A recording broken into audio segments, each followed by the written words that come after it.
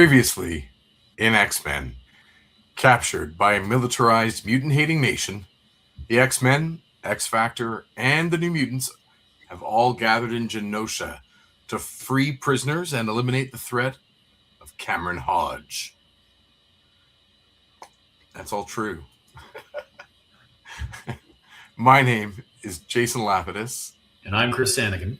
We are Group of 7 Comics. Welcome to episode 218 of our ongoing read-through of the X-Men comics that became classic, as we read Uncanny X-Men number 273 by Chris Claremont, A Murderer's Row of Pencilers, and Scott Williams on inks, covered February 1991. But first, we'll talk about parts 8 and 9 of the X-tinction Agenda, just to wrap up that storyline. We need to know what happens! Yeah, well, we're going to get into it. That's sort of the whole point. First, let's say hello to everyone in the chat. We got Michael here. Hello, Michael.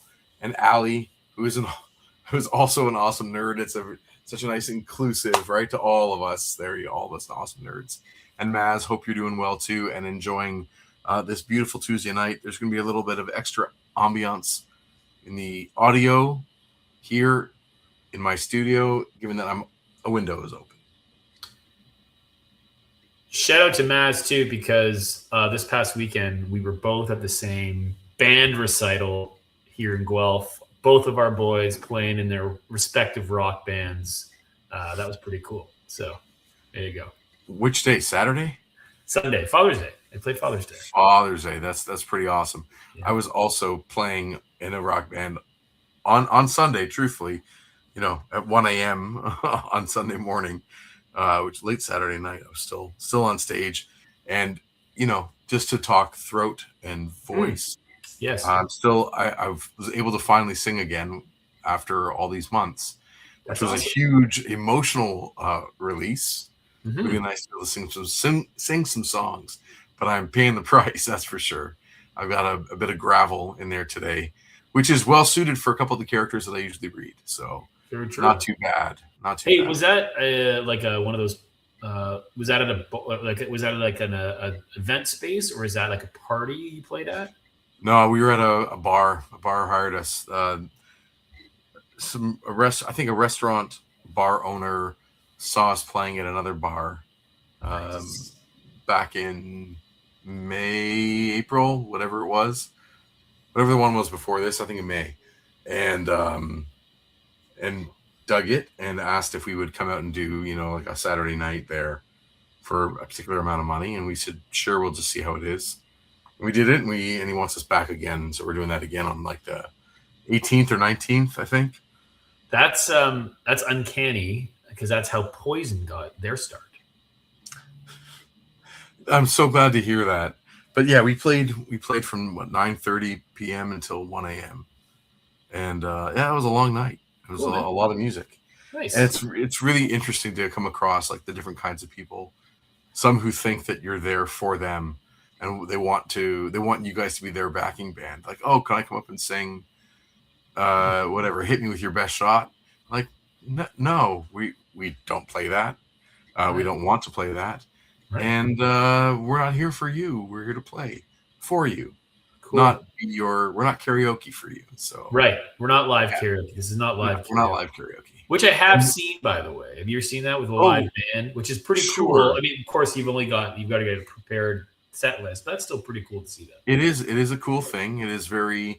It's for a particular kind of person who wants to be on stage and all that kind of stuff. And I've never been interested in anything of the sort. So but to each their own.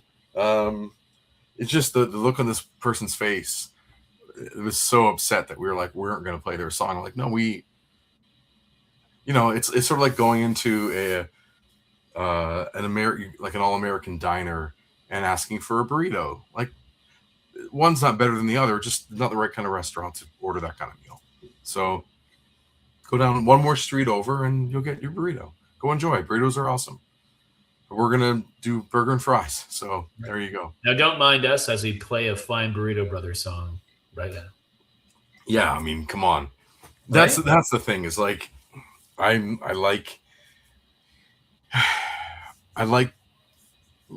music that is sometimes a little bit I mean, no, I don't have the vocabulary for it. It's just not always the most popular. Sure. But all the songwriters I love the songwriters that I love as well. Mm-hmm. So they kind of pull from each other. So yeah. Anyway, I don't want to get into it. It's moving on. Let's talk first, of course, about Group of 7 comics.ca, our website where you can get your copies of Group of 7 Most Secret Tale and Peregrine's Flights, Fiends, and Fisticuffs, both in print and digital formats, written by you, drawn by me, and now available at my local comic store, Planet X, as well. You're going to say something? Oh, you're going to say written by you, drawn by me, and love the world over. Love the world over. Always excited to get these books in front of new readers. And, action adventure, historical fiction, set around 1917, 2 different teams, in each of the books. And just tons of fun and energy and some of the most fun independent comics that I've come across so far. I'm so happy to be involved in both those projects and the things that come next. So check that out at group7comics.ca. And then in terms of also Ninja Versus. I always forget about this one. The action-packed anthology. It's like a fight comic anthology. And it happens to feature the debut story with Hogtown Jack, the original character that I have a particular fondness for. So you can get that as well. But we got some appearances coming up. I should cross this one off the list. We finished TCAF. We got the Prairie Comics Festival coming up in September. We have another event we're not going to announce yet in September. We've got Thought Bubble in Yorkshire, England in November, which is still insane. And then we just signed up for an event in January of 2027. That's already happening, Chris. 2027. It's going to kick off our 10-year anniversary tour. Jeez Louise. Because 2027 will be 10 years of us releasing comics. Into April 2027. That's right. So the 10-year anniversary tour, the T-shirts are coming with the tour stops on the back. Really? I mean, why not? Okay. All right. I'll just let me know what image you want on the front. Yeah. Is it something new? Yet. Is it a new image? Maybe. Okay. I don't know. Maybe it's just our faces. I don't even know. Oh God. No, that's not a good idea. Not a good idea. All right. But anyway, events coming. I don't know if we're going to do anything else this summer. I'm watching things come together, and I haven't seen anything that I necessarily am targeting for us to go hang out at. But anyway. Fair enough. Except for the week of the 13th to 17th. You know what I'm talking about. July. Just a hangout. That's right. You tapping your nose there, bud. Yeah. All right. That's the symbol. Are you ready to talk about these 2 comics? I mean, now I am. I wasn't a minute ago, but boy, howdy, am I ready to talk about the end of the You will not believe what happened to me today. Okay. So up until about 2 weeks ago, I had some holes in my Extinction Agenda collection. It happens. And then some of those holes got filled. And then today, I got a message from the wonderful Anthony at Planet X. And he's like, hey, I know you've been waiting for this and you've been looking for this one. So he got a copy. He was at, I think doing his own comic hunting at Comic Book Addiction in Whitby. Yeah. Is it Whitby or Oshawa? Whitby. And he came across New Mutants 97, which I did not own until about 4 hours ago. And I knew that today was the day we were going to be talking about it. So I finally got a copy of Part 8 of Extinction Agenda with Cable and Wolverine on the cover, drawn by the one and only Liefeld, which is pretty incredible to have another comic. He doesn't draw the inside, though. But it's drawn by a guy named Guang Yap and inked by my favorite, Joe Rubenstein. Right. Written by Louise Simonson. And it's just, the second last part of the story. And if you remember at the end of the last issue of X-Men, Storm reveals that she's got her powers back and she is adult. Yeah. That's right. We don't know how. completely bald. We're unsure how it happened. I think the lightning. She kisses or sucks the energy from Cyclops and suddenly becomes adult. So I'm gonna resist like going and reading every little word box, every narration section to see if there is an explanation, because it doesn't really matter. It wasn't really told in pictures, and which is kind of the holistic version of good comics is when like the words enhance, but the story can be told for the most part. The important dynamics there, but the energy crackles between characters. So like you get one where Storm runs up to Jean and they just like crackle, crackle, crackle. They do the Predator handshake. They do Predator handshake. Nice. So the X-Men are all kind of there. A lot of them don't have their powers back yet, but once Storm goes and sends the crackle through them, they seem to have their powers back in some way. Because remember, she was working with, I guess, the Gene Engineer. Yeah. And so maybe he kind of rigged it so that she could do something, I'm guessing. Okay. But Cyclops got his powers and he's shooting at Cameron Hodge. And whoever's there, they try and stop Cameron Hodge for a minute, like set him back. And, he's on his back foot for a bit. And then there's a little bit of the stuff with Richter and Boom Boom and Jubilee. Right. As they're underground trying to make their way forward. But all the forces at play are moving toward eliminating Cameron Hodge. We know that in the last issues, not only are the escape mutants are against him, the captured mutants of X-Men X-Men New Mutants and X-Factor are against him, and the Genosian magistrates are starting to turn against him, since he has revealed not what I wanted. Let's see if we can get a better view here. Not what I wanted. Let's just go with this. The magistrates have revealed that they can see that Cameron's got his own agenda. Yes. And it's not Genosha's agenda. So Havoc has been revived, and everyone's kind of aligned that we're kind of all enemies, but we have a shared enemy at this moment. The enemy of my enemy. Yeah, that's right. You get a sad like Forge, missing some parts. Yep. Well, he gets torn apart by. Yep. Yeah. And then there's an awkward moment where he sees Storm for the first time, and I guess he hasn't seen her since they go through the Siege Perilous in Dallas, right? So he hasn't seen her. He's seen her as in young Storm, but he has not connected with Storm as adult Storm. Right. So he knows that that she's there, and Cyclops is starting to tell Forge, who's around. Like Wolverine, his young friend Jubilee, and he's like, and Forge asks Storm, where's Storm and what of her powers? And Storm steps forward and says, on that front, my friend, there have been some positive developments.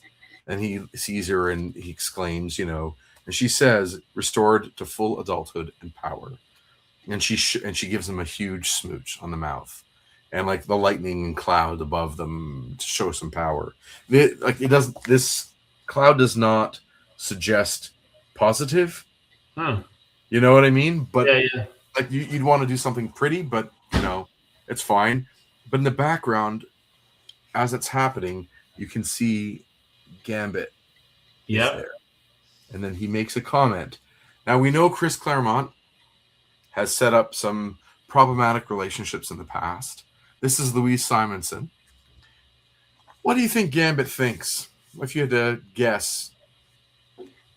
Oh, he's really happy for her and Forge. Well, he says in his mind, he thinks, despite obvious advantages, not so sure I like this change. And then he says out loud, one side, mon ami. I think perhaps Storm's next kiss had best be mine. So this is a guy who's only known her as a child. And now she's a full-grown adult, and he's like, we're lining up. I get the next kiss. A weird comment. So then So when does the and maybe this is in the comics first, or maybe it's in the series, the Rogue Gambit stuff, does that happen in the comics? Like in terms of him, them, will they, won't they? Because like he's made a couple of marks since actually his first appearance with Kid Storm, which are like cringy and creepy. And he clearly has, like maybe he has feelings for her in some regard. But when does that shift to Gambit Rogue? Well, he has to meet Rogue first. Right. But does it happen in the comics, or is it a TV thing? Comics. Comics thing. Okay. They'll start flirting soon. Okay. I want to show you a picture that's, a good picture. It's fine. See Storm there on the left? Yeah. See how her head is tilted? Yeah. I'm going to untilt her head. Okay, I'm going to make her head straight. And look how uneven those eyes are. Oh, yeah. Yeah, I know. Sure. It's so weird. Anyway. So, now Storm and the chief magistrate, they're kind of working together. Everyone's gotten back together. They're figuring everything out. Wolfsbane is starting to be really happy to see her friends. She's reunited with them. And the issue ends out with, I don't know, man. It just kind of keeps going. And them all kind of getting their powers back. And Storm basically restores everybody through the touch.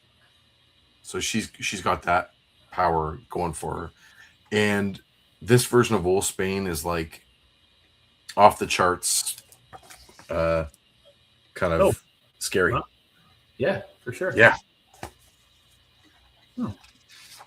In terms of any other events in this issue, no, it's a lot of standing around talking. Hodge does a little monologue into himself. He comes across the second group of X-Men, shoots Bobby through the heart. Where is it? Get that on screen. Right there. Oh, wow. Right through. I mean, that guy's dead, right? He's dead. I don't even know if that was supposed to be like that. And they keep fighting a bit more. Fighting X-Men. That's sort of what the series is called. And nothing of like substance, of course, happens, Then there's this weird, kind of a bit of a trope you see in comics sometimes, where characters get pinned to the wall with stakes. Yes. Jubilee and Sunspot both get pinned. Yes. Can you show me on your body where there is like a fleshy part where a stake can go through and it doesn't damage you in a significant way? Like, where is that? Damage. It's below the collarbone. There is so much mass to get through. Like, and if it's above the collarbone, you're like, I don't understand how you can just. I don't know. I don't know where that happens, where it's just a mere flesh wound. Sure. If it continue to the wall. Right. I mean, it's one thing to get hit, but for it to go through a body, and stick you to the wall, I don't really understand how that's not a near fatal or permanent injury. Anyway, the issue continues, and again, it's just fighting and changing locations and fighting, and everyone kind of revealing they all want to get rid of Cameron Hodge. And eventually he's just like a head that kind of runs away, and the New Mutants are going after him. Because it is a New Mutants comic after all. Okay. But then the next issue is this the Resistance Jim Lee cover in X Factor. And it's just really more of the same. Okay. You get John Bogdanov on art. Like the cover looks nice. Crazy big Wolfsbane. And Bogdanov is he's going fast. He's meeting these deadlines. This is Jim Lee on the cover. Yeah. Awesome Havoc, Yeah. The version of Havoc we kind of all want to see with that headpiece that is closer to what Gambit wears. But like, look at the version of Wolfsbane, how big she is compared to Richter. Yeah. It's massive. And Bogdanov tries to like make sense of that Cameron Hodge thing, but it is really a complicated set of geometric patterns, and Cable talks big, gonna get him, all that kind of nonsense. Mm-hmm. Richter does it's sort of like the teams that are in the books just use their powers intermittently. Each one takes their best shot at Cameron Hodge, In this one, though, Cyclops and Wolverine do have a confrontation about Jean, because now Wolverine's got his powers kind of back. He's getting healing, and Yeah. he has to separate them both with her telekinetic powers. So stop fighting over me, boys. You know, Storm gets to flex quite a bit, and eventually this all ends with everyone putting out their best version of their powers, taking their best shots. You know, everyone together, charge, one of those kinds of things. Yep. No meaningful way to get a leg up. Like there wasn't something, again, where characters have an arc where they learn something and apply what they've learned to defeat an enemy that is, you know, has them. But by the end of this, Cameron Hodge is just ahead, and he's holding on to Alex's neck as he hangs off a building. And for some reason, he's holding on to him with just like a tongue tentacle. And Wolfsbane comes along and kills him and tears him into pieces. And you just kind of get her frustration as a character. Wow. So this comic is really trying to put her front and center. Yeah. Because she's the only character who's really going to have a significant arc, in that she changes from beginning to end. Right. And they blow up the buildings, everything like that. The X-Men are all ready to leave.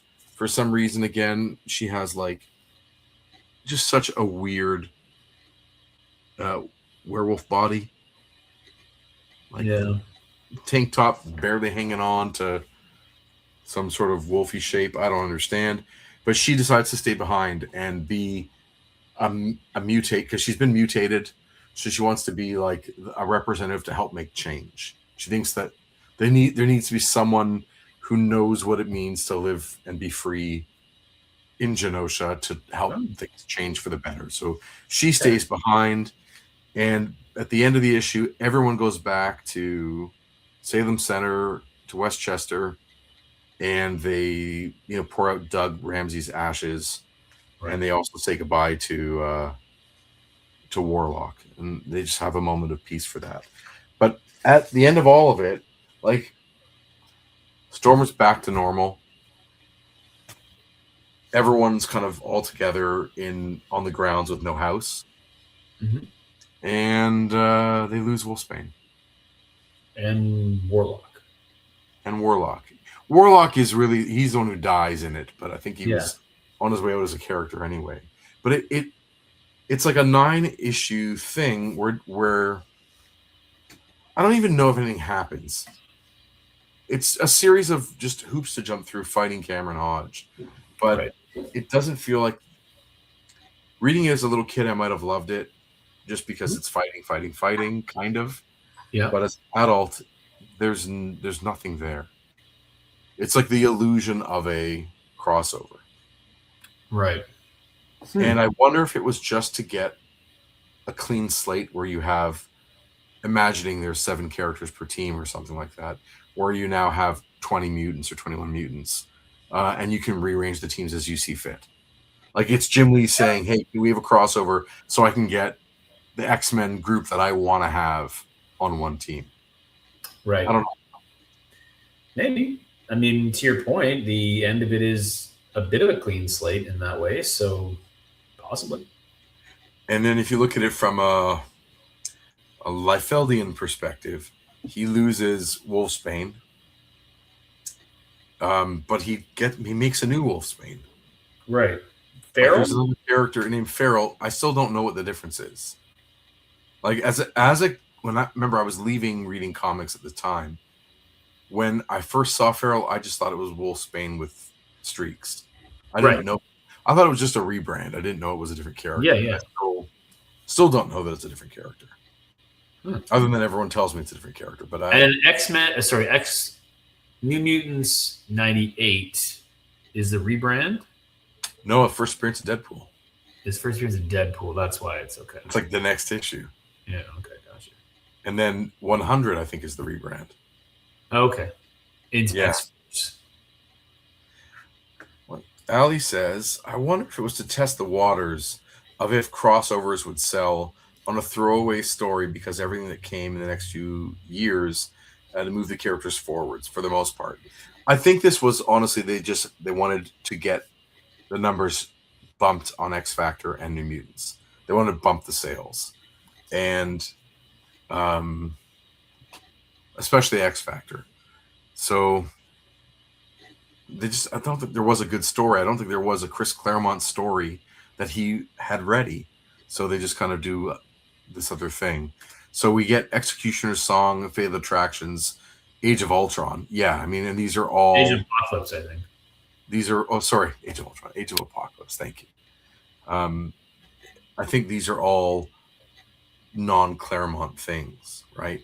So it's you're getting a new writer, you're getting a new captain steering the ship. Where Jim, we've talked about Bob Harris favoring Jim Lee over Chris Claremont, and it's slowly edging Chris Claremont out.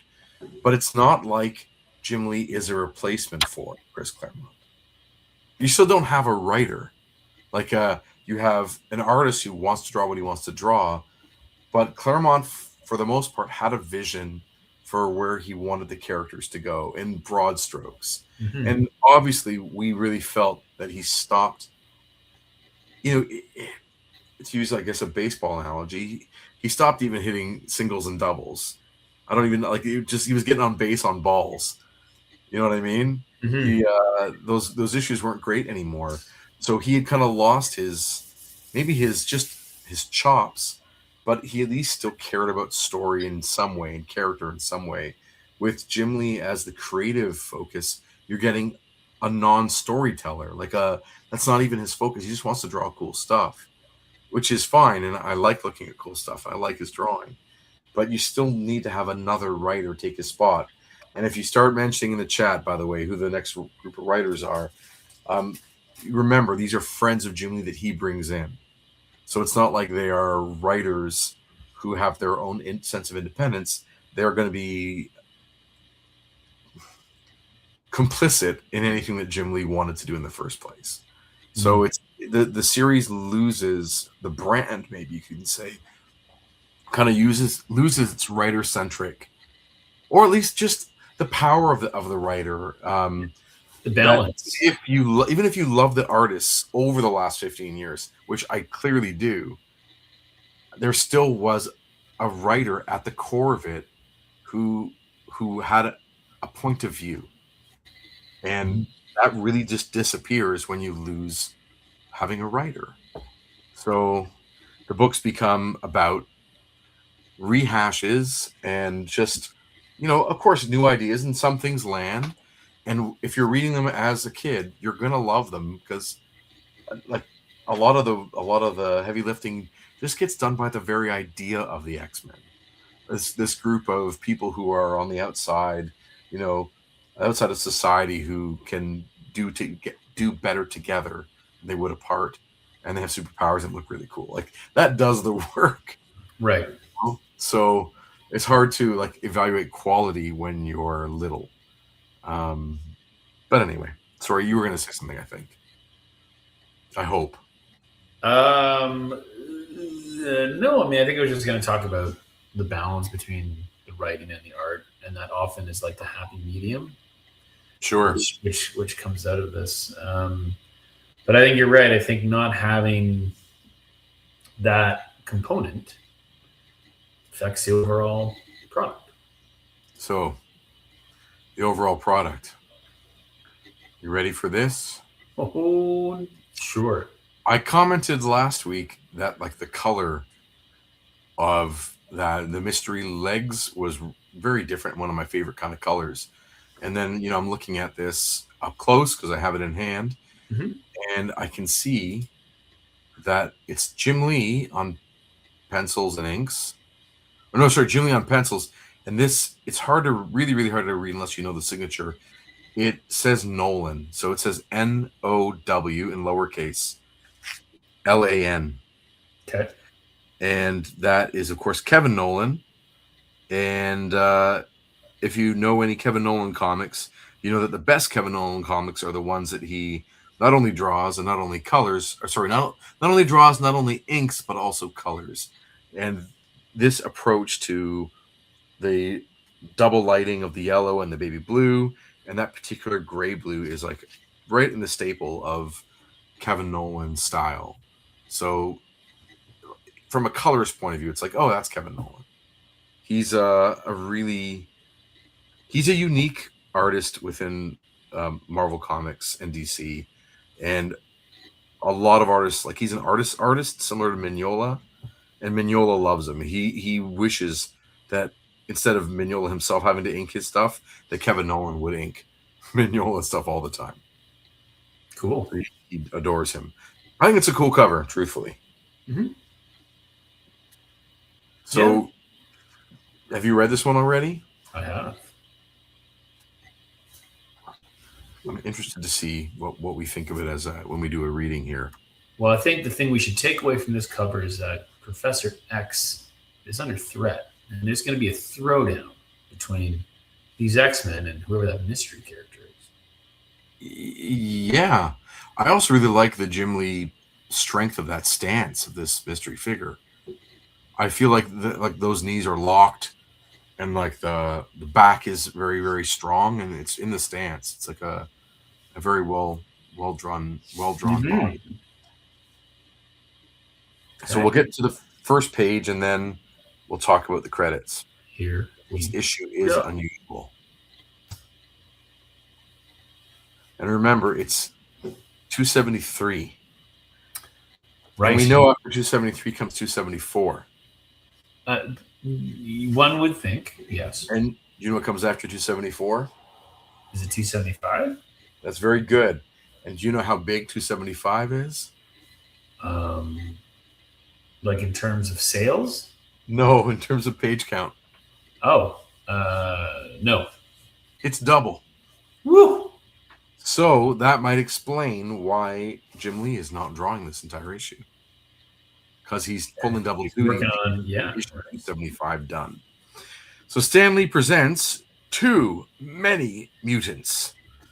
Professor Xavier's School for Gifted Youngsters, Salem Center, New York, a Westchester County village, some 40 miles upstate from Manhattan. In a space these three have come to call their war room.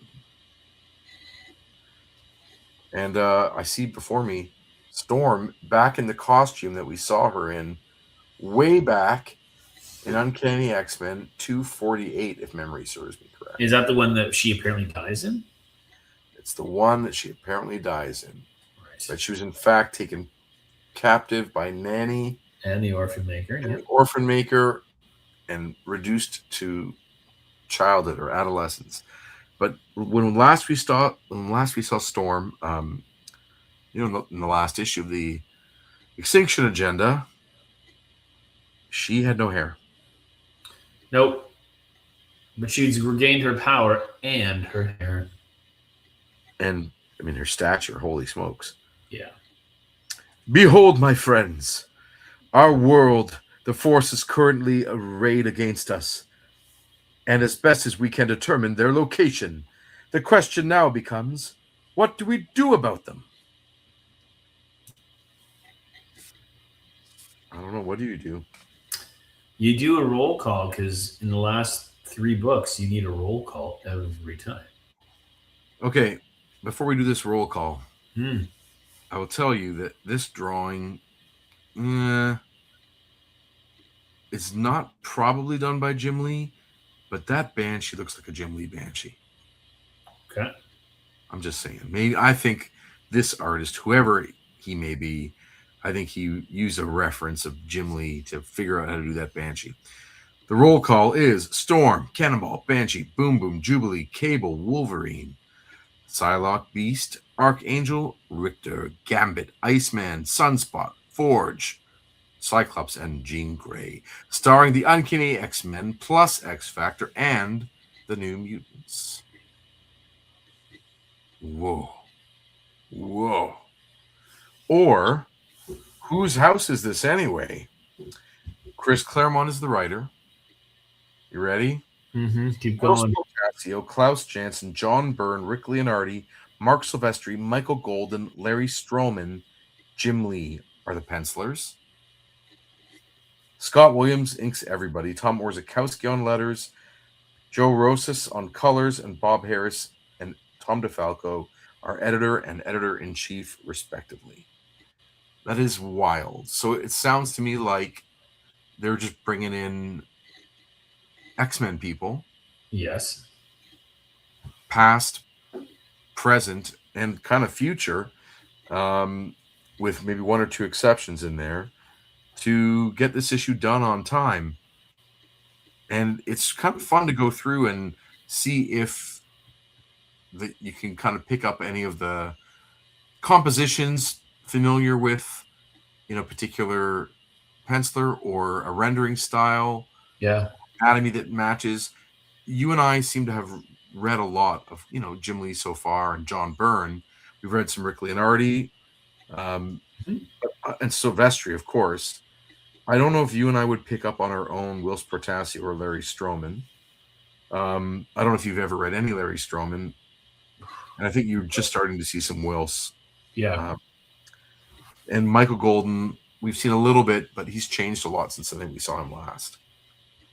So it's kind of neat that all these different guys are drawing, and maybe it'll show up on the page, and maybe it will not. What we're looking at now, of course, is Whilce Portacio's work. So he is like a peer, but also a bit of a protege of Jim Lee. Gotcha. And he's literally working out of Jim Lee's homage studio. Okay. So Scott Williams is there, like they're on site together in California.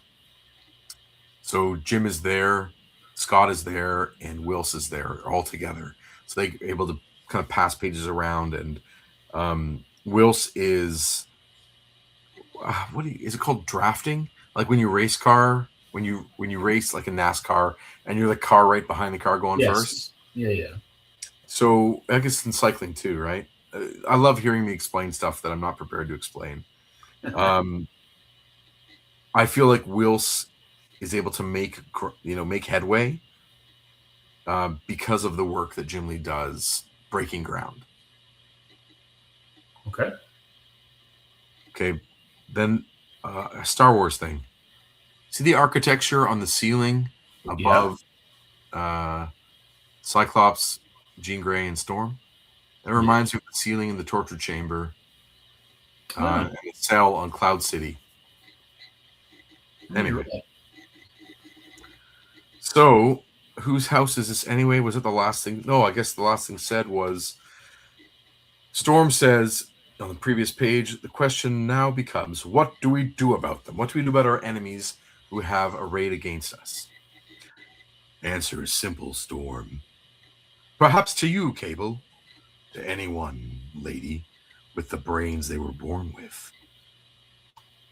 Do unto them what they surely got planned for us. Hit 'em hard and fast. We got the power, people. Past time we used it. And then we see this globe hologram, which seems to be controlled by Cable's right hand. We can see the location of Manhattan. The threat there is the Hellfire Club and Masks Morlocks, which we came across. We see part of the globe that we can't see. Like the other side's there, but they don't really. One says Locust, East Asia, threat, the hand, and that, of course, is on like Mexico. Yeah, it looks like Central America or something. Just a little weird. Same with Australia. There's a little. Oh no, I see. There's a line going like around the edge of the globe, but it's still not even close. It still doesn't read well. No, not at all, because we can see where East Asia is. It's above Australia. Anyway, weird. Then there's one about Australia where the Reavers are. There's Genosha, which is in Madagascar, or just off the coast of Africa, like Madagascar. There's the magistrates, the press gang, and Commander Cameron Hodge. And then in Antarctica, the Savage Land, the threat is Zaladane. So between all the... Oh, I forgot, of course, the unknown location of Fenris. Andrea and Andreas Strucker. The Wonder Twins themselves. Hey, good point. Good point. I really don't like them. No, they're not very nice. No, they're not. Is violence your only solution, Cable? Works for me, doll, and gets the job done. We're not you. No kidding, Dad. I mean, I don't know you're my dad. But combat may be your second nature. It doesn't come as easily to us. I call shenanigans on that. Dude, you've been training in combat since you were a teenager. You've been blowing stuff up with your eyes since. That's nonsense. Nonsense. So this is a different penciler now. This is Klaus Janson. And I'm just saying, you know, it might not show to anyone, like you might not notice it as Klaus Janson, because he blends, I find, as a penciler. He can be kind of nondescript. I find it's usually his inks that stand out for me. Mm-hmm. But, you know, he's kind of a meat and potatoes fundamental, like put the fundamentals first. So the characters are very grounded in a location. You know, he goes for a faraway shot, does a close up, ends on kind of a mid shot with a bit of tension, but it's not really exciting to look at this page. Right, no, not so much. So maybe it's time you learned. Isn't that why Storm took the X-Men underground, letting the world, friends, foe, even family, believe they had all been killed in Dallas? In order to give them the freedom to strike at the bad guys with a greater degree of impunity, to put the fear of mutants into them. Am I right, Storm? It may have been a mistake, my mistake. Then perhaps you grown-ups need me as much as the kids. What's that supposed to mean, mister? You need a leader. That's clear as can be. Storm's admitted as much. You're a fool to deny it. Quite simply, I'm the best equipped for the job. Give me a break. We're not warriors, Cable. And Charles Xavier didn't found this school or the teams that came from here to fight wars.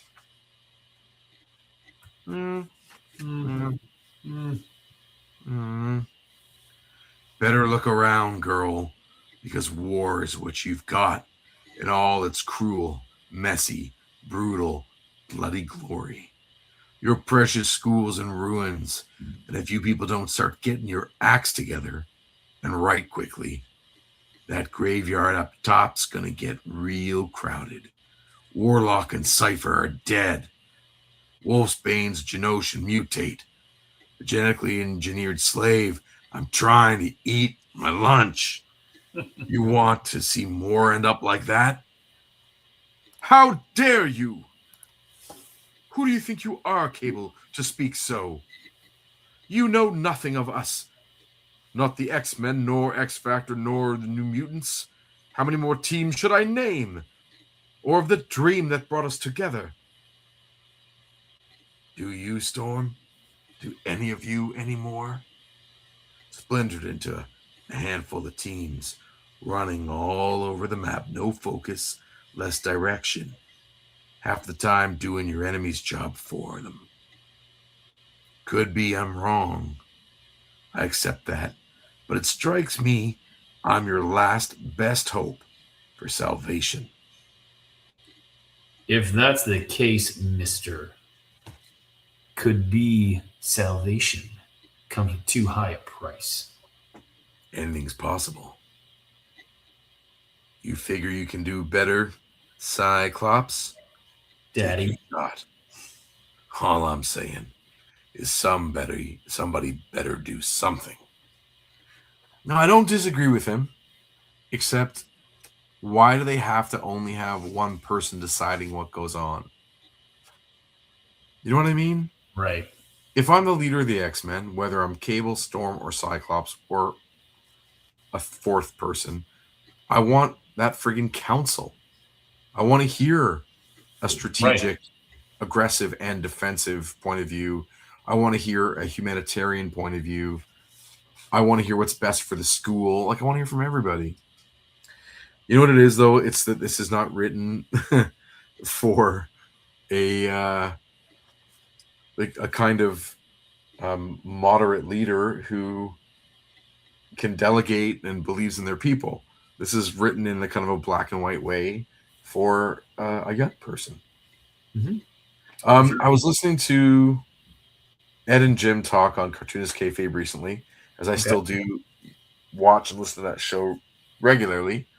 And they were talking about the change in power fantasy. So, in the kind of original superhero comics, yes, they're playing with archetypes and mythology, but essentially they were a child's power fantasy. Okay. You know, you can super strength. You get to fly. You get to bullets bounce off you. It's like just fantasy stuff. And then slowly, as time moves on and the reader ages up, you get like another version of a character that kind of can act the way they want to act. Like Punisher can just go get revenge and use guns. In the 70s, you know, he's an anti-hero, and Wolverine has these claws, and no matter what kind of beating he gets, he always bounces back. And it's now he can survive anything. It's no longer like a 7 or 8-year-old's power fantasy. It's like a 13-year-old's power fantasy. You know what I mean? They get to use weapons. They get to have knives. They get to kill it, and they can recover from any injury. And it's just funny that like the idea of this boys power fantasy thing is built into all of this. But as we get these characters with guns, it's different archetypes become appealing, you know, to a reader as they start to get a little older. Mm-hmm. They got good hearts, I'll give them that, but they're soft. Are you Boom Boom? Did we finish that page? Oh shit. Yeah. Somebody better do something. Yeah, we do. Alrighty. Sorry. That's okay. You're Boom Boom and I'm Jubilee, right? I think so, yeah. All right, thank you. Come on, Bobby. This is the only stinking bathroom, and I'm desperate. Have a little mercy, will you? Before I burst. Or is that's coming? No way. Probably still her, but it's okay. Jeez. But does it look like it's coming from inside the door? Yeah, there's a little bit of that, sure. Have a little mercy, will you, before I burst. Problems, boom, boom. Iceman's being a pig. He's been in there positively hours. That is disgusting, by the way. Yeah. What is he doing there for hours?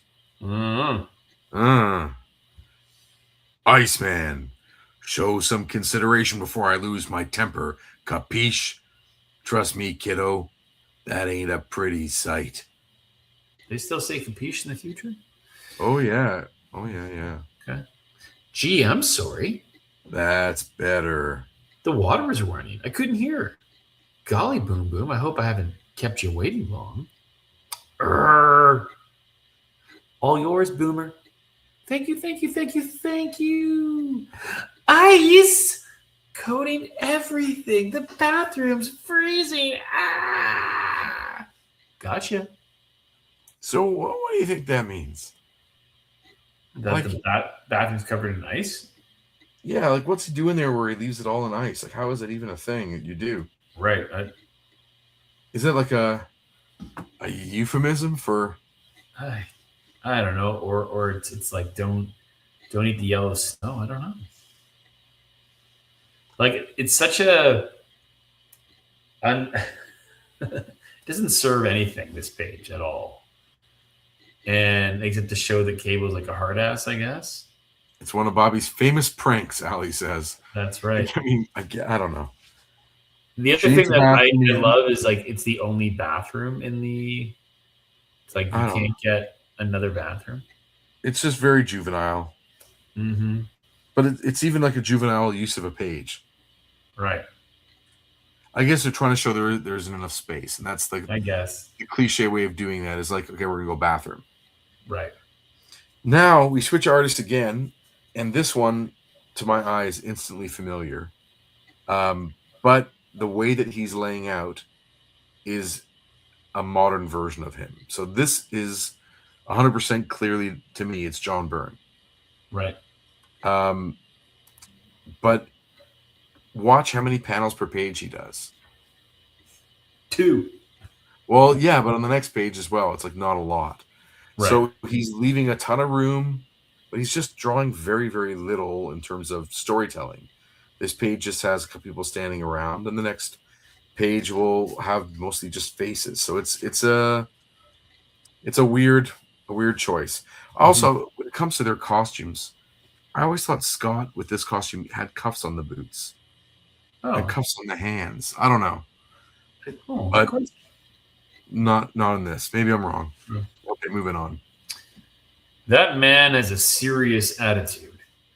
With the New Mutant seeing him. Look, Storm, this underground complex can't sustain the lot of us. As far as simple accommodations go, we keep tripping over each other.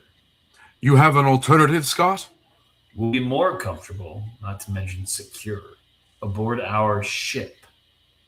I wonder if removing the X-Men to the farthest reaches of the Earth by relocating them to Australia was a mistake. Hey, by the way, stop thinking about that now. Whether it was a mistake or not, you still have to be in the present. Come on, Storm, get practical. How is it an improvement to shift our base of operations to a craft not even of this world? For one, it has the virtue of being a safe haven.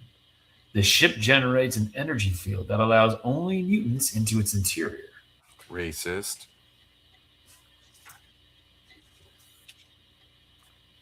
See, like he's able to draw just without having to actually do storytelling. Right. Just characters talking. Each one gets a turn. So if this is done Marvel method, he's just saying, okay, now it's Storm's turn. Now it's Jean's turn. Now it's Scott's turn. But there's no actual moving a story forward. Just chance for some talking heads. Yeah. Cyclops. Is not the heart of Xavier's dream the integration of mutants into society? If instead we remove ourselves completely from it, do we not run the risk of becoming precisely what those like Magneto have always believed us to be, an elite Homo sapiens superior? Speaking of Magneto, I know you believe he's reformed, Aurora, though that's hard to square with my memories of the man. But increasingly of late, he seems to be reverting to that original type. There are reports of him actively participating in acts of vengeance, attacks on various superheroes, and most recently in an assault on the West Coast Avengers, who are by far the coolest Avengers. Yes. You have to accept the possibility that he too is once more becoming a threat. Coastal anything is super cool, by the way. Totally. Another error in judgment on my part to trust him. For all his faults, Jean, he tried his best while he was headmaster here to care for the New Mutants. This is so weird. This is two panels going off screen to two characters. Yeah. You know, and like both, yeah, they're not working together here at all. The writer and the artist, not at all. He isn't a teacher. That's what the kids need, Aurora. Another Professor Xavier. And Cable's it. Wherever Magneto's vanished to, after that last fight with the Avengers, we have to find him. Totally. You can't let Magneto, be... Pretty sure Magneto just, destroys Iron Man. If he ever wanted to, yeah. Right? I mean, if you're a killer, it's like a no contest, right? Mm-hmm. Michael makes a really good point. What about the Great Lake Avengers? Yeah, I mean, again, they're coastal Avengers still, but Great Lake Avengers, we love our Great Lakes. We really do. We really do. I never actually read any Great Lakes Avengers. I never saw them. Was Squirrel Girl a Great Lakes Avenger? I think eventually. Yeah, I don't think it really was like a miniseries and then it came back or something. I don't know. I wasn't reading at the time. So here you get, again, like just 3 panels, Mm-hmm. And you can do kind of whatever you want with dialogue on these. They're just very malleable for a writer to pivot in multitude of directions. Magneto is peripheral. It is Cable and the challenge he poses we must deal with. Have either of you considered that he might be right? Times have changed since Charles Xavier founded the school and created the X-Men. Changed even since he brought in myself and my companions to be this team's second generation. Now there is a third, and we must answer, my friends. Are we fit caretakers any longer for Xavier's school and his dream? Or has the time come to turn that role over to others? As it was handed first from him to you and you to us.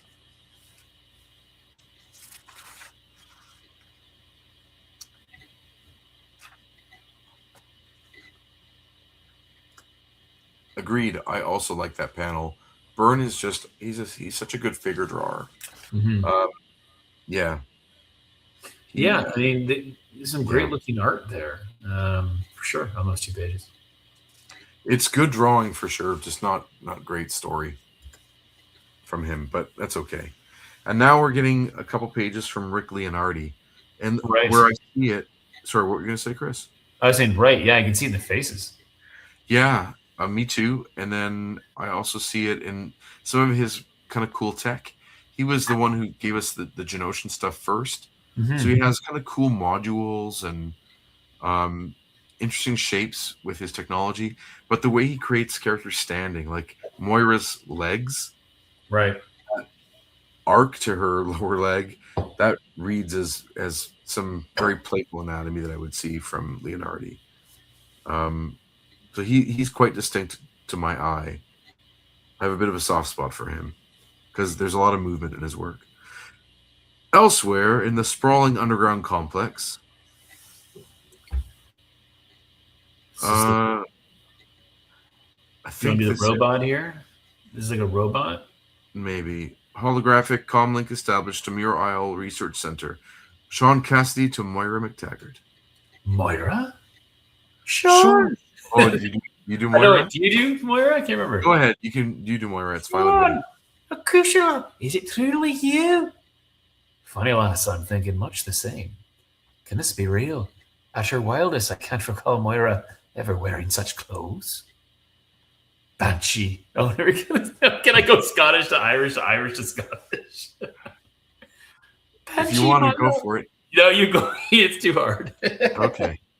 You have done it before. You were doing Rain, like spinning before, and you had this very high Scottish, lilt going. It was very. Oh no! You were so funny.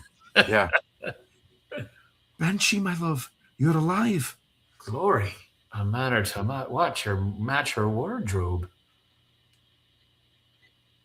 Oops, silly me, forgetting we're a pair of illusions. I missed you, dear heart. I want you in my arms. Sorry. I want you by my side in my arms so I can greet you properly. No less than I, Moira. I'll be there, quick as I can. I'm already counting the seconds. Shit. What has happened to her? It's as though the fiercest Highlander side of her nature has overwhelmed all her gentler aspects. Reference to Highlander there. Did you catch that? Right? Yeah, absolutely. Oh, yeah, Highlander. All right. I hate to interrupt, but you're needed, Banshee, in the danger room. Duty calls, love. So what else is new? Until we meet again, Sean Cassidy, a little something to remember me by. Oh, my stars and garters. Not the Moira McTaggart I remember. Nor I. Not that it's any of my business, of course. That's right, boyo, it's not. Banshee, wait! Don't use your sonic scream in the close confines of this home. Wow! Maz says, the accents. I'm having oatmeal crisp ad flashbacks.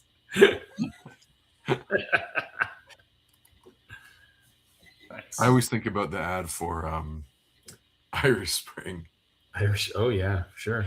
And we like it too. That's right. So this is a lot, again, like all beast. Claremont just filling these spaces, trying to make sure that there is some sort of character work, some pathos, just something. So it's a lot of verbiage sometimes. Mm-hmm.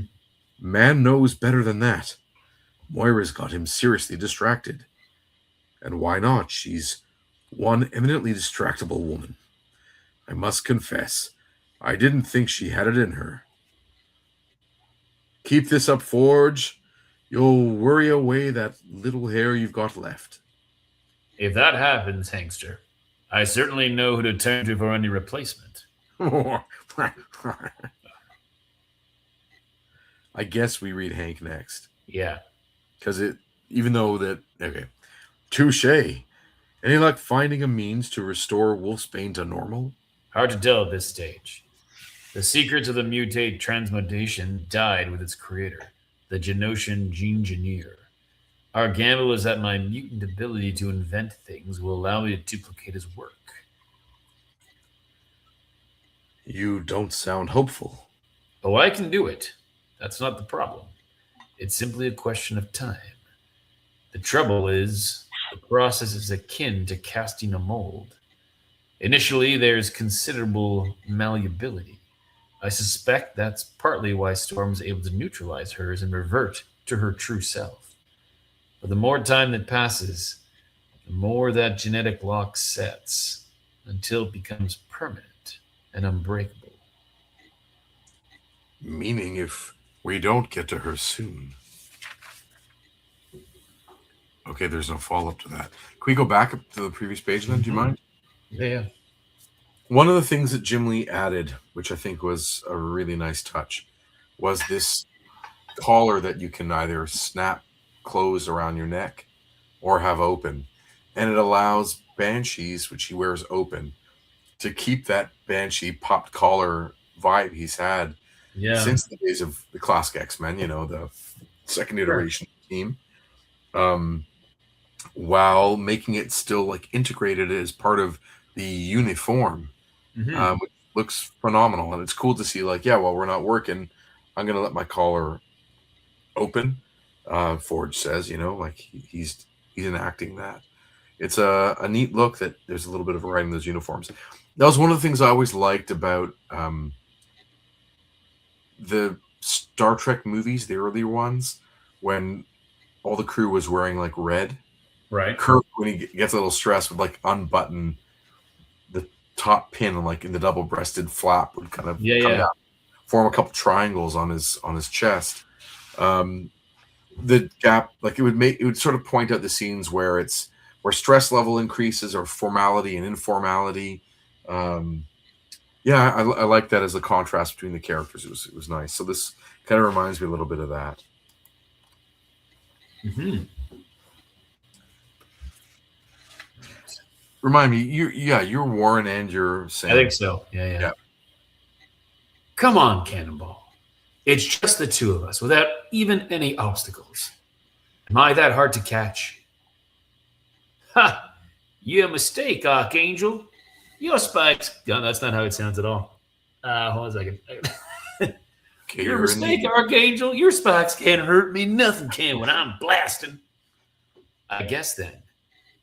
Shoot. How can he move so fast? I'll have to find another way. He's behind me. He covered my eyes. I can't see where I'm going. Nice thing about the danger room is how it takes care to make sure when we hone our powers in here that none of us get hurt.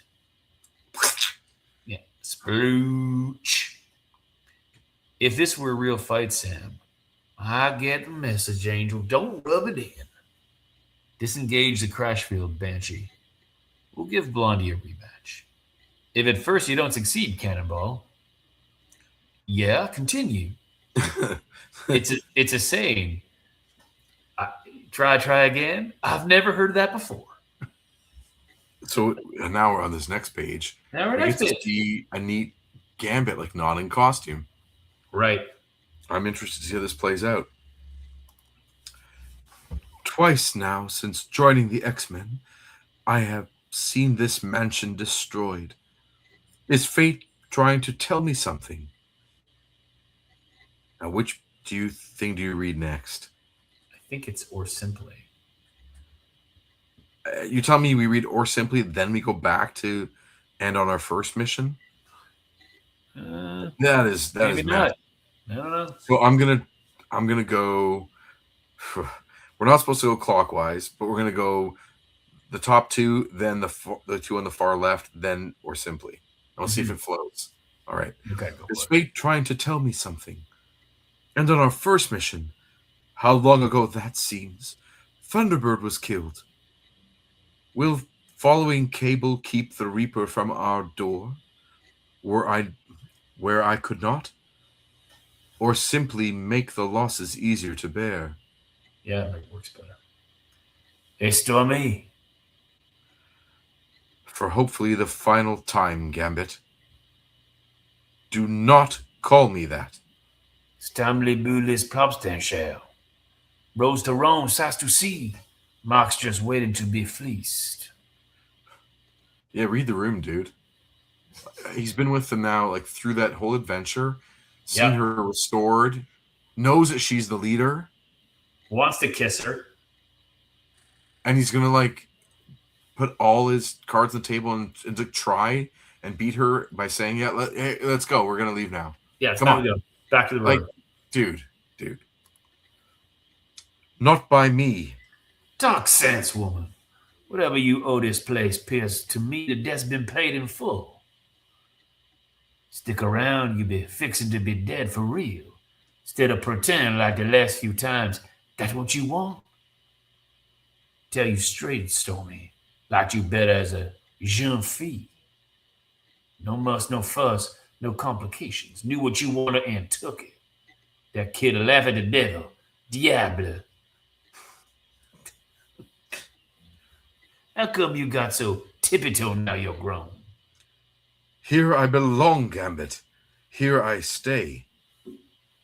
These are my friends, my family in every sense, save blood. They need me. And I, them. Then do us both a favor, Shell, and start acting the part. Oh, see, Whoa. he was pushing her just to kind of snap it back, be like, oh, well then, if you are family, then stop moping. And it, I failed to mention here, pencils, very clearly Mark Silvestri. Right. That storm face in the top right corner. It's like, yeah, we know her. For sure. Those eyelashes that go way up, taken right from Barry Windsor Smith, and those eyebrows. But yeah, that's very clearly some great Mark Silvestri, and also her standing in the ruins. Like, he's so good at these landscapes, creating mood through them too. Anyway, yeah, neat to see. And we get more Silvestri on this next couple pages, right, including his first crack at, I think, Psylocke in this form, right? I think you're right. 20 odd meters beneath their feet, in a section of the complex set aside for the ladies. You're toast, Iceberg. Is that Iceman? Yeah. That's Iceman, dearie. And only if you catch me. What's the matter, Boomer? Can't take a joke? You freeze my behind, Buster. Watch me fry yours. Promises, promises. I beg your pardon? Psylocke. Fancy meeting you here. I live here, remember? Yeah, silly me, of course. How forgetful. Oh, golly gosh, gee. Major spaz case. Better put him out of his misery. 3. Bobby, there's ice all over. Duty calls. No sweat, Gene. I'll clean it up. 2. What was he doing in here? Learning a real big lesson. 1. Ow! Scoot, kiddo. I'm not having these quarters turned into your battleground. I ask you, Betsy, were you ever so wild? Some of us still are, no matter how hard we try to hide it. Touche. I'm taking my top off because, it's us in the shower and 13-year-old boy readers. Also, the second time that someone has said touche in this issue. That's right. Strange. At least the shower's free. Some things I hate waiting in line for. Tell me, have you called your brother yet? And say what? Hello, twin. Guess who this is? Back from the dead, just like you. Remember last time we met, and you couldn't believe I had purple hair? Well, the hair is still purple. It's everything else that's changed. Can't be fixed. The hand used magic as well as medicine to do the job. Even Forge can't puzzle out quite how. How did puzzle out? Forge can't puzzle out quite how. Sometimes, like the phrasing, it throws me right off because I never see the words arranged in this fashion. But anyway, what's still in doubt is whether their work went simply skin deep. What do you mean? What? And why aren't you in the shower with me? What's going on here? The hand brainwashed me to become their master assassin, and no one's quite sure if I'm wholly free of their influence. They've only Wolverine's word for that, and no one's quite sure of him anymore either. Ooh, how ominous! What's wrong with Wolverine? It's so steamy and sudsy in that shower. It is. Well, it's got to be. I mean, we know that Silvestri likes to do those scenes. Remember, he used to always have Psylocke going for a dip in the the like caverns underneath their place in Australia. Yeah. Oh yeah. Now, the Danger Room. Take a look at this shit. Do you like these pencils? Is this like your jam or no? It's interesting. This is Michael Golden. Right. The last panel, the last one has some wild movement in it. Yeah. He is awesome at that. He's great at machinery. Right. So like these decommissioned planes look phenomenal. And both Wolverine's hop and Gambit's cartwheel is like just the pointed feet, like so good. Cool. Yeah. The Danger Room. Storm thinks you're pretty hot stuff, Cajun. Don't seem so to me. Been going at each other flat out past handful of minutes, mon vieux. I'm still standing. Who you calling? Oh, that's right. That's Wolverine, bub. Yeah. Who you calling old, boy? Statement of fact. Jubilee looks like. Yeah. Yeah. What are you trying to prove, Wolvie, with this lamoid macho poop? Lamoid. I had some lamoids and I got them taken off at the doctor. Good. I'm glad you got those looked after. Thanks, man. There's a cream for that. Like a couple of bull elks butting heads on the Nature Channel. You figure Gambit's making time with Storm. Is that why you're angry? The heck with her. Where was she when you were hurting? What about me? Okay, I don't like that either. She's made a couple references where she kind of wants herself in contention in some way with like the adult women. That's right. Yeah. Even if I don't matter, show some consideration for yourself. Yes, I agree. You push like you're in tip-top shape, and you see you're not even close. Can't you see you're not even close? Why won't you listen? I go or stay as I please, Monsieur Serval. Ain't found a door yet stay closed to me if I wanted in. Or a body could stop me. I'm going to just make a bold statement, okay? Do it. This is the first time I've seen Gambit look cool. Okay. He's in his costume. It's like the right costume. Yeah. It's not drawn wrong. And he's holding his own with Wolverine in the Danger Room. Yep. Like, all right. Okay, there's something here. Right. Finally. This feels like the Gambit I know, from the cartoon. Totally. Kid's fast, I'll grant him that. Moves a lot like Longshot. Hey, Didn't we say that he was long shot 2.0? Didn't we see that improved long shot? Right. I mean, not exactly that, but you know what? We were No. talking about a role on the team where you could have a person that does some of the Nightcrawler parts and some of the long shot parts with some flair, some swashbuckling. Anyway, seems I've lost a couple of steps since then. And you are about to lose far more. Your day is done, Gaijin dog, and the time has come to deliver you to an eternity you've too long denied. Still out for my blood, Yuriko? You aren't the first. Popping them claws, looking awesome, Wolverine. Jeez. What's this? Who ordered Death Strike simulation? And you just get a panel of kind of not quite a wink, but a sparkle in the eye of Gambit looking right in the camera, answering that question that Jubilee asks rhetorically, or at least rhetorically for the audience. Sure. And you sure as sin ain't gonna be the last. And you don't get to see this very often where like Wolverine gets to just hack the shit out of an opponent's head. Yeah. And like the internal workings just come apart. He is so good at stuff like having a body turn into a mannequin and joints kind of move akimbo, like and bits come all out.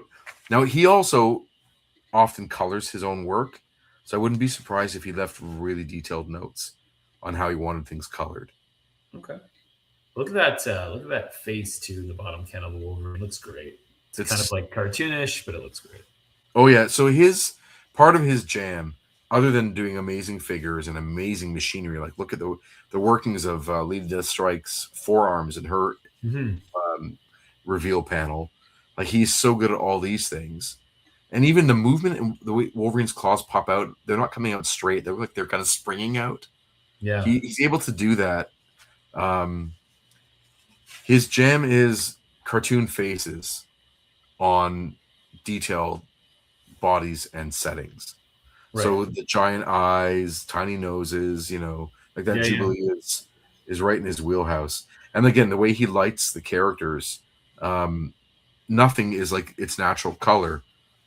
Like Wolverine is in the first panel, but the second panel, he has all kinds of highlights on him. Jubilee is yellow, Gambit is yellow and brown. In the bottom panel, like Lady Deathstrike is reds and orange. So he lights things always very creatively, and it's very effective too. Mm-hmm. Sure. Your father named you Lady Deathstrike, Yuriko. You didn't have to follow the path he laid out. But then, am I really any different? Wrong time for questions, Bo. And to be looking the wrong way.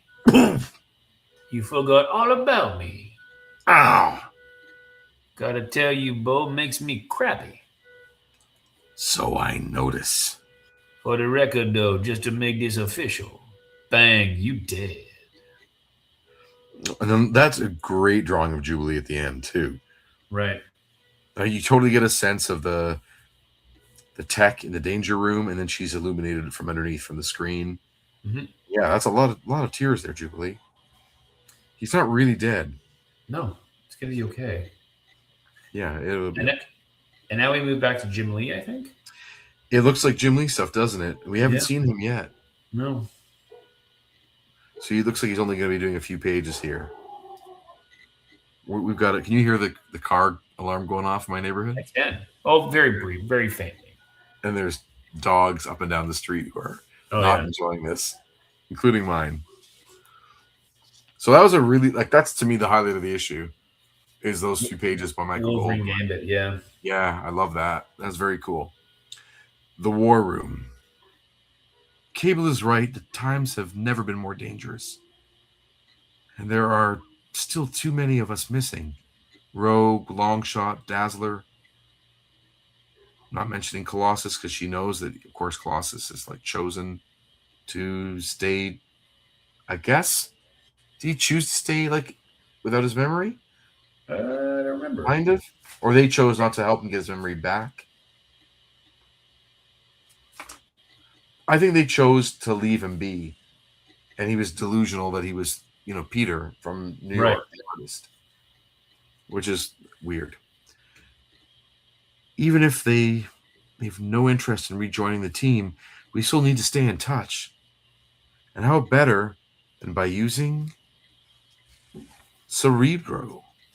Essentially, psychic scanning system keyed specifically to my brainwaves. And yours, Gene, designed to amplify your latent psi potential, and thereby enable us to scan for the unique mental signatures of mutants, literally anywhere on the globe. And this would be Moira, right? I guess, yeah. Are you sure that's wise, Charlie? Especially to involve the lass? To be truthful, Moira, no.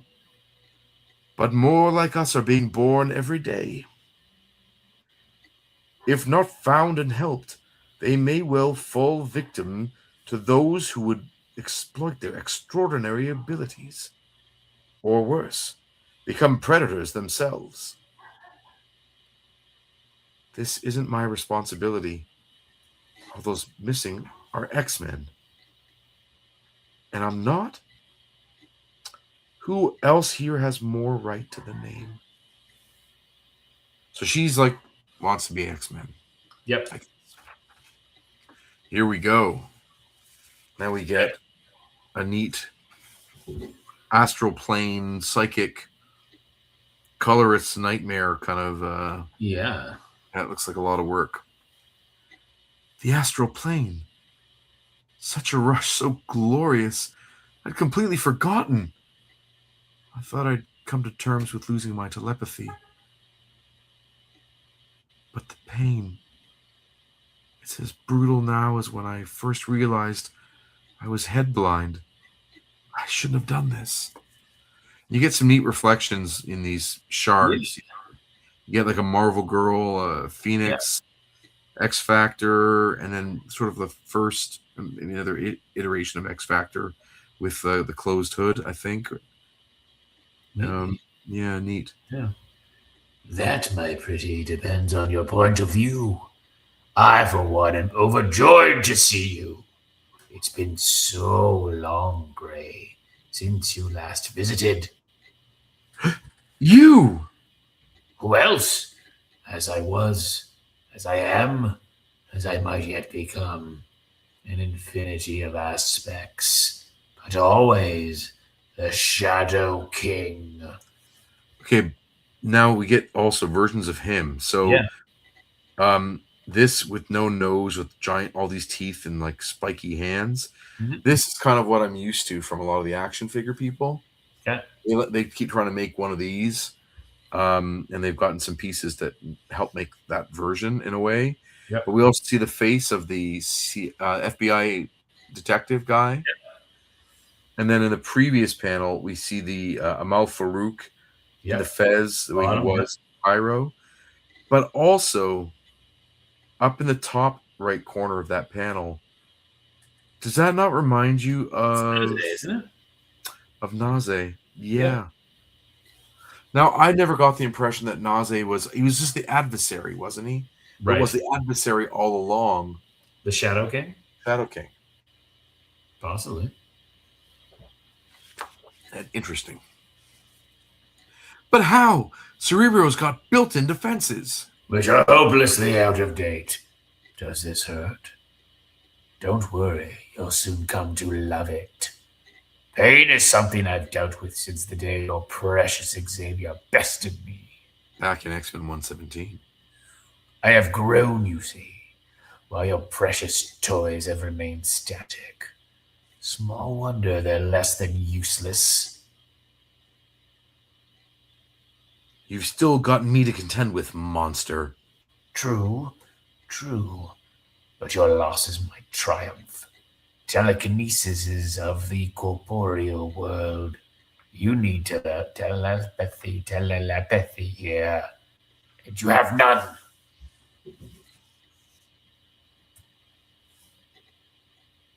Embrace my Shadow Queen, Gray.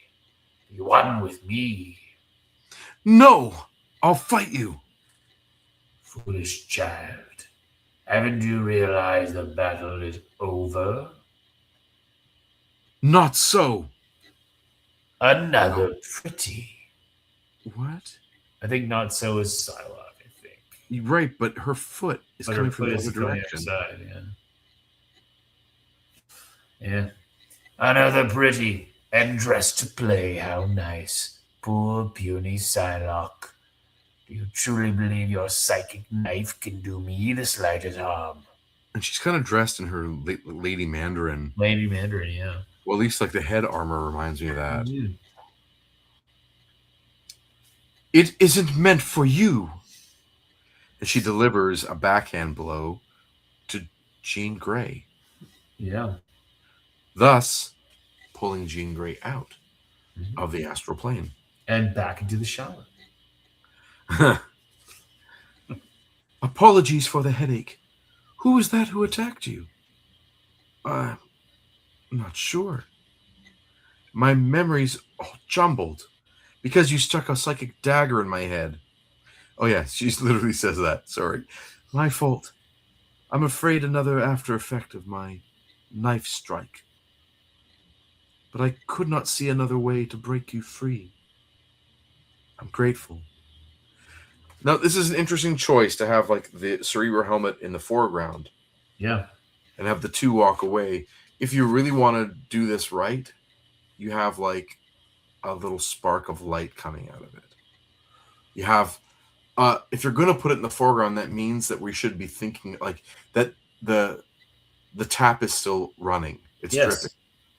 But there's nothing here. You know, you want to leave us with the thought that the Shadow King is affecting, you know, he's a looming threat. So you kind of keep it open a little bit. Anyway. And now we're on to the last artist, which is a guy that I'm not used to at all, named Larry Stroman. And Stroman takes bigger swings. Okay. So, I mean, once in a while, he'll really mess around with facial features and angles.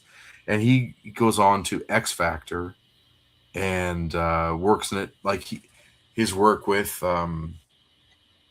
Strong Guy, like in that version of X Factor. Right. So Havoc, Polaris, Strong Guy, Madrox, Iceman, and he really pushes the boundaries of like crazy angles and abstract forms. He's not as, I don't know, like classically skilled as like Alex Sienkiewicz, who does it in New Mutants earlier. Okay. But there's a certain interesting impact from his work that, you know, some people are really drawn to it. I never really have seen much of it. So I just heard a lot about it. Anyway, here we go. That's weird that she walks out and like Psylocke is no longer with her. Yep. And now the three are back again as they were at the beginning of the issue. Right. Almost as if nothing's happened in between, but okay, it's fine. Some time has passed and there's a giant moon. Here we go.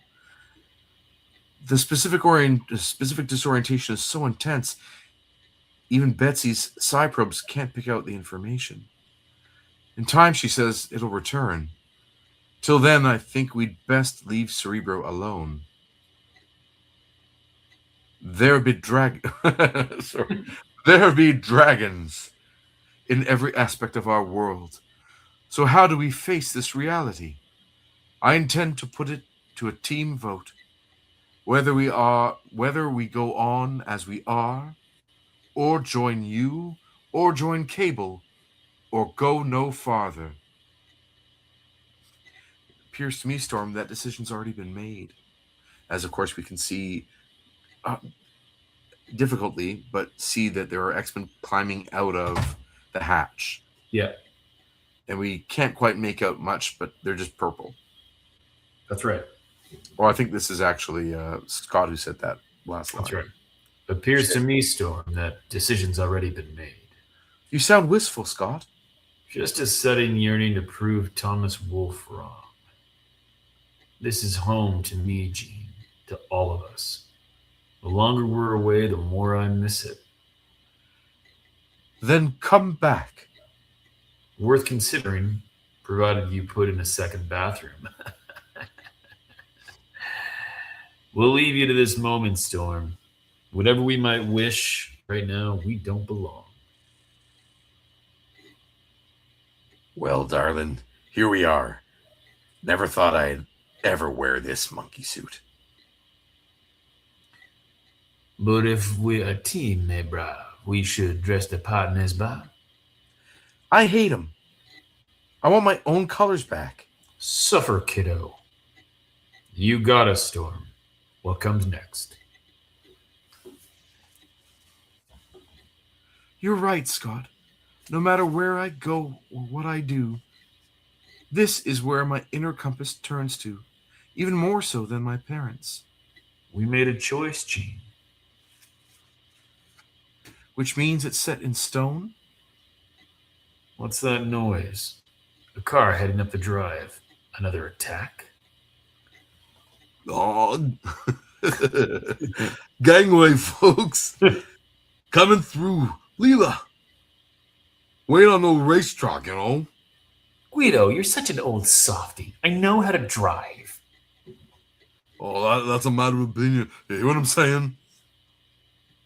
Oh, ye of no faith whatsoever. Hey, it's a custom suit. I don't want to be messed. You all the X-Men. I'm Guido.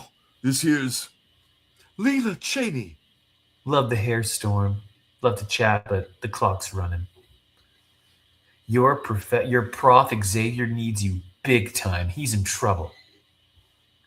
Then take us to him, Leela, at once. Music to my ears, Wind Rider. Hang on to your butts, true believers, because we're out of here. It says hats, but I prefer butts. No, I know.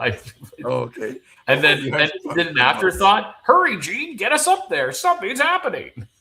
Yeah, so I mean, are we to think that they don't make it? I guess because They're not kind of the bottom here. But, well, they're not in that mauve. They're like That's true.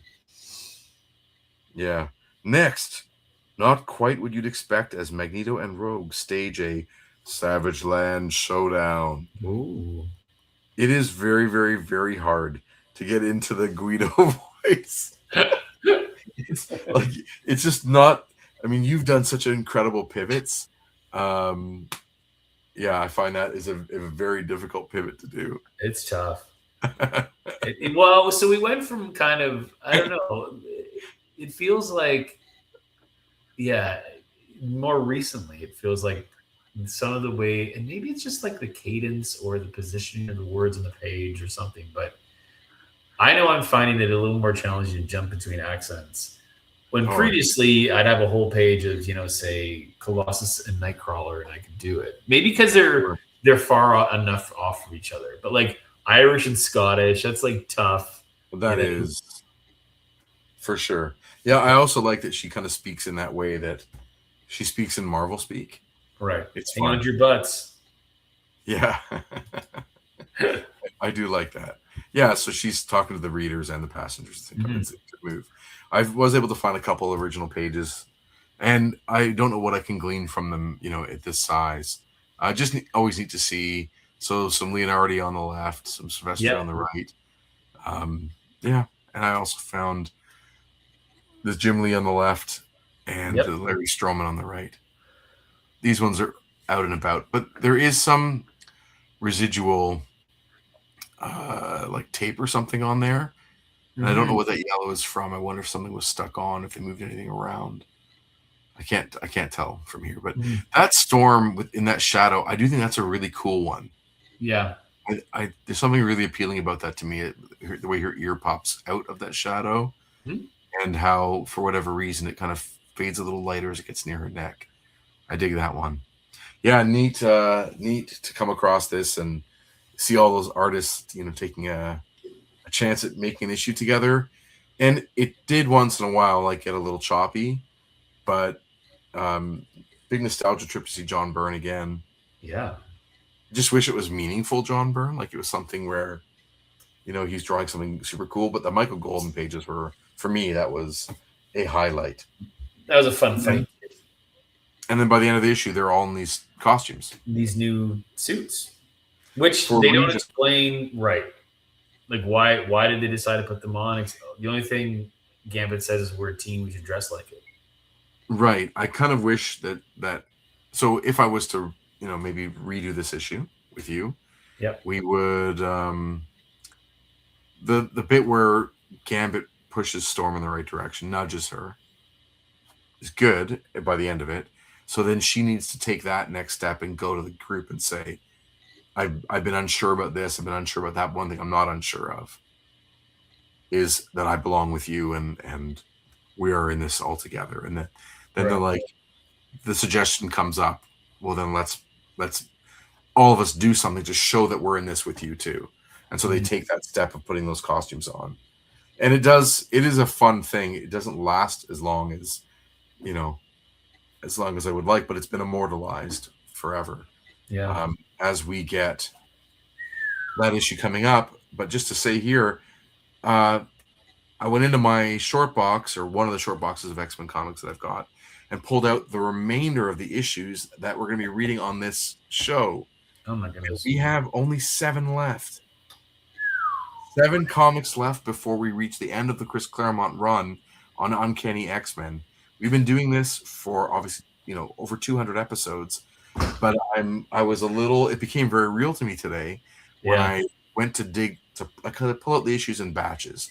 I often have about 15 issues sort of in my studio at any time, and then I finish those and put them back in the box and bring up the next one. So I went to get the next group and I was like, oh, it's only a very thin batch. So these are the ones we have left, but which means next week, of course, we're going to be reading this awesome issue where we get Nick Fury blowing smoke rings.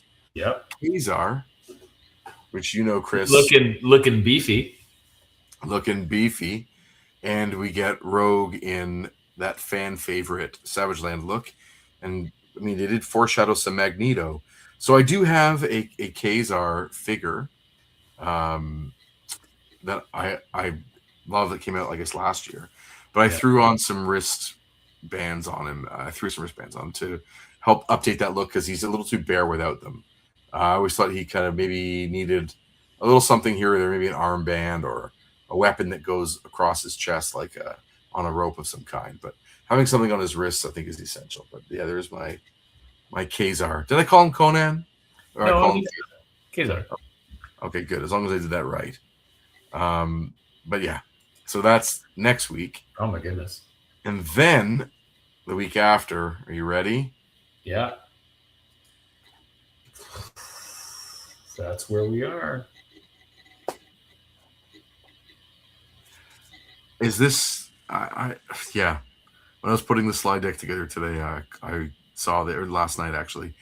I saw this and I just want to stare at this for an entire episode. Right. I love the coloring choice of putting those background figures in those purples and blues. Yeah. Against the yellow and red and 100% cyan with a little bit of magenta and a little bit of yellow in there on X-Men costumes. But like Forge's pose, how good. Yeah. Everybody, like maybe the weakest pose there might be Wolverine. I think everyone looks he's on the front cover. Yeah, it is so good. I'm really excited for this. I'm just reading some comments from Allie to see what she's saying here. Fabian Nicieza did a panel for Ramicon where he talked about how his editor-in-chief liked to do slowdown issues. I always thought of them as epilogues like this one. Yes, and we've seen these from Claremont in the past, even in like near the height of the X-Men run. He would do after a bigger story, like these in between, kind of get everyone reset issues. And hey, Ali says, you guys want someone more Southern than you to handle Rogue's voice here? I've only read this issue about 1,003 times. Just saying. That's awesome. That's awesome. I can't wait to open up that issue because I've never read it. So it's super and I have a copy upstairs, so that'll be fun. Of Ali's talking about the Savage Land one. Oh, right. But yeah, no, this one, no, I did. I have a hunch my copy is full of black ink from ads, but this one looks just incredible. I can't wait for 275. Mm-hmm. And we get this weird golden hooded character in the background, which we saw on X-Men 97, Season 1. Yeah. So I know who's under that huge helm. And there is a Marvel Legend of this that I do not have. Do you want it? Yeah. Yeah. I also have most of these background characters. On the right side, I have Zaladane. That's Deathbird. Deathbird, Gladiator. I have both those, and Lilandra. And then on the other side, I do not have that rogue, but I have a good Magneto, and then that's Zaladane up top, right? Right. Yeah, I do not have Zaladane. There isn't one. What is the winner badge next to Not Strife? Great question. Eagle Award? Yes, it is the same if you go back to a couple of the issues way back in the Dark Phoenix saga when they're fighting the Hellfire Club. I think it's like issue, let's just say 132. I'm making up a number. Issue 132 on the cover, you will see the Eagle Award on that cover as well. So it's like a comics award, maybe out of the UK, or is it out of North America? I think it might be the UK, actually. But yeah, it's just sort of about being a great comic.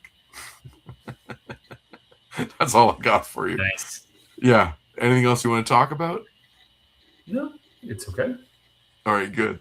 So next Wednesday, first episode of X-Men 97 Season 2. Nicknamed also in my head X-Men 98, but that would imply that a year has passed, and it hasn't. It could very well all be in the same, like they're traveling through time, so it's not 1998 necessarily. Right. You know what I mean? Anyway. Yeah. Cool. So yeah, that brings us to the end, dude. So here's my end spiel. You ready? Oof.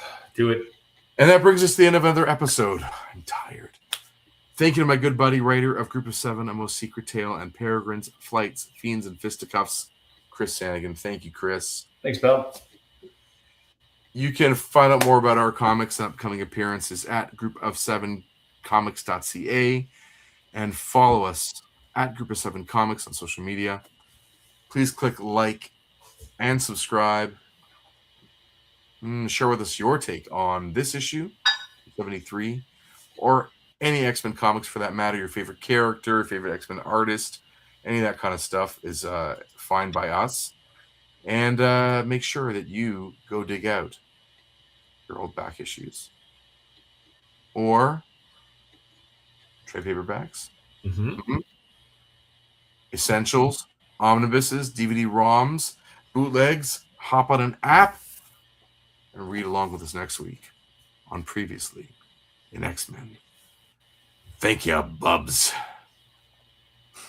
And stay hexy. Have a good night. Everybody have a wonderful night. It is warm in my house. Whew. Happy Palindrome Week, says Allie. Nice. Very cool.